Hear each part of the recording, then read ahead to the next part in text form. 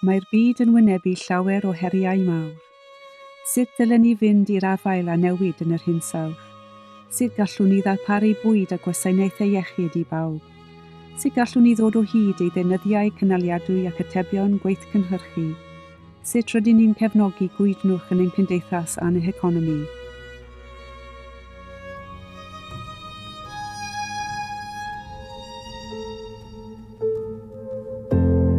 Mae modelu, data a deallusrwydd artiffisial yn chwarae rôl allweddol wrth fynd i'r afael a'r heriau hynny.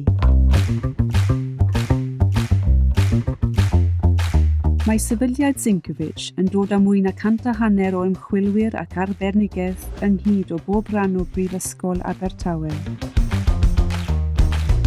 i ddatblygu ymchwil i fodelu, data a deallusrwydd artiffisial, i ddatblygu cymwysiadau, troi syniadau datblygol yn dechnolegau trawsnewidiol a darparu atebion cyfrifol i broblemau lleol a mawr. Mae 5 thema ymchwil wedi cael eu creu i fynd i'r afael a'r heriau mawr.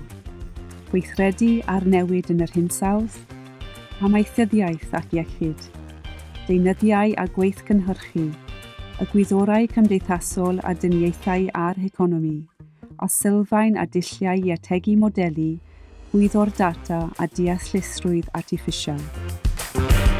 Adeiladwyd Sefydliad Zienkiewicz ar etifeddiaeth yr Athro Olek Zienkiewicz ym Mhrifysgol Abertawe.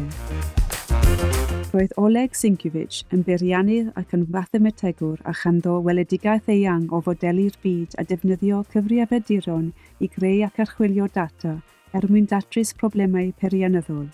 Ar y cyd a 2 wyddonydd arall, arloesodd o dull elfennau meidraeth.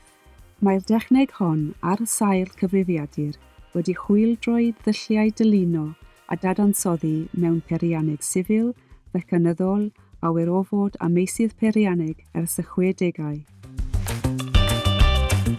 The Zienkiewicz Institute is bringing together engineering modeling, data science and AI technologies in a unique way.